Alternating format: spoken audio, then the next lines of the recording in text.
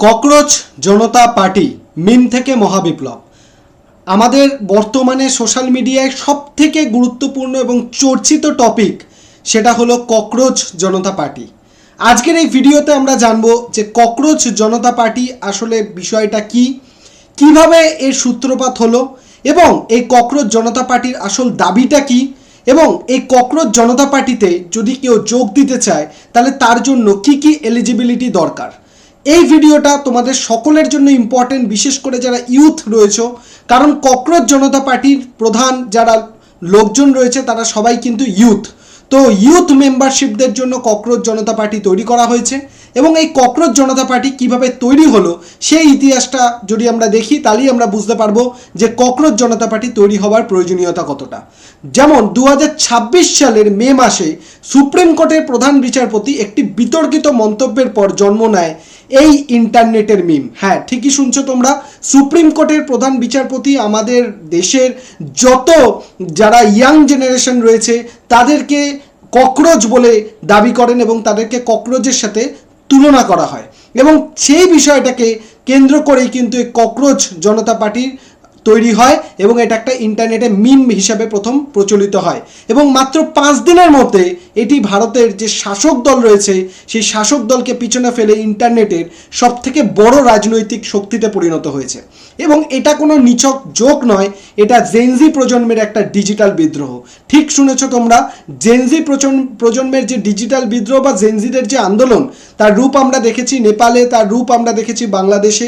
ঠিক সেই রকমই জেনজিদের একটা আন্দোলন তোমরা বলতে পারো বা ডিজিটাল বিদ্রোহ তোমরা বলতে পারো, যেটা হলো ককরোচ জনতা পার্টি। এই ককরোচ জনতা পার্টি কিভাবে তৈরি হলো? 15ই মে 2026 প্রথম অপমানের শুরু। সেখানে সুপ্রিম কোর্টের শুনানিতে প্রধান বিচারপতি সূর্যকান্ত তিনি বেকার এবং সমাজকর্মীদের উদ্দেশ্যে বলেন, বেকার তরুণরা হলো আরশোলার সমান, আরশোলার মতো সমাজে তাদের কোনো জায়গা নেই, তারা পরজীবী। এই কথাটা বলে উল্লেখ করেন আমাদের যত ইয়াং জেনারেশন রয়েছে তাদেরকে সুপ্রিম কোর্টের প্রধান বিচারপতি। এবং 16ই মে 2026 উপহাসের জন্ম হয় এবং প্রাক্তন আপ যে পার্টি রয়েছে সেখানে স্ট্র্যাটেজিস্ট এবং বোস্টন ইউনিভার্সিটির ছাত্র অভিজিৎ দীপকে এক্স ঘোষণা করেন, সব এক্স হ্যান্ডেলে ঘোষণা করা হয় সব আরশোলাদের জন্য একটি নতুন প্ল্যাটফর্ম, এবং জন্ম নেয় আমাদের এই ককরোচ জনতা পার্টি এবং ট্যাগলাইন হয় অলস এবং বেকারদের কণ্ঠস্বর।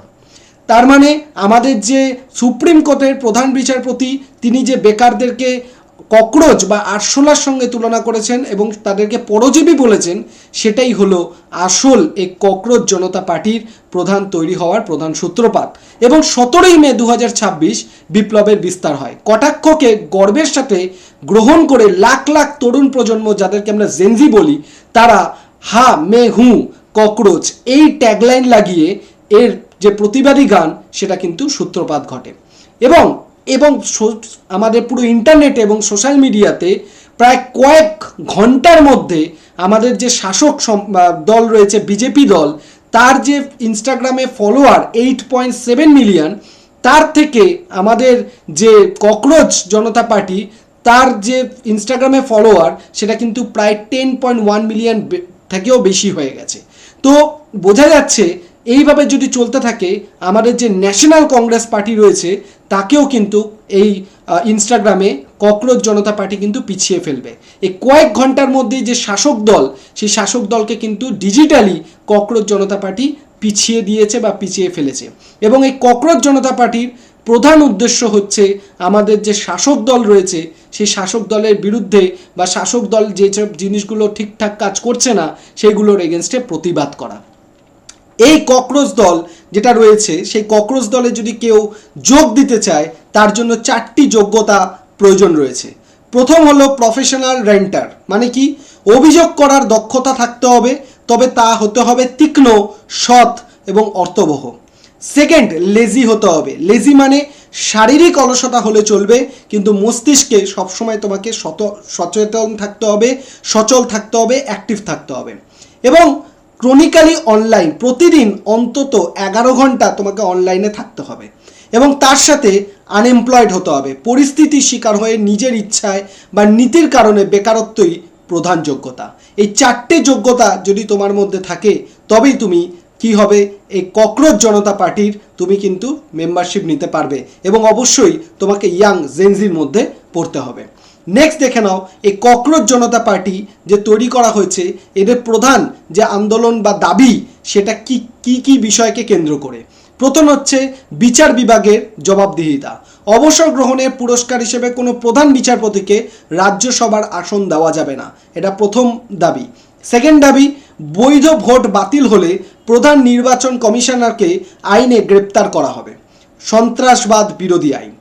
নারী প্রতিনিধিত্ব, লোকসভার সদস্য সংখ্যা না বাড়িয়ে নারীদের জন্য 50% সংরক্ষণ এবং ক্যাবিনেটে 50% নারী মন্ত্রী নিশ্চিত করতে হবে। এবং 4 নম্বর দাবি, আদানি আম্বানির মালিকানাধীন মিডিয়া লাইসেন্স বাতিল এবং গদি মিডিয়া অ্যাঙ্কারদের ব্যাংক অ্যাকাউন্ট তদন্ত করতে হবে। এবং দল ত্যাগের বিরোধী কঠোর আইন, দল বদলু বিধায়ক বা সংসদের 20 বছরের জন্য নির্বাচনের লড়াই ও সরকারি পদে নিষিদ্ধ করতে হবে। এই কটা হলো 5টা একদম ক্লিয়ার যে দাবি আমাদের ককরোচ জনতা পার্টি তারা কিন্তু করেছে।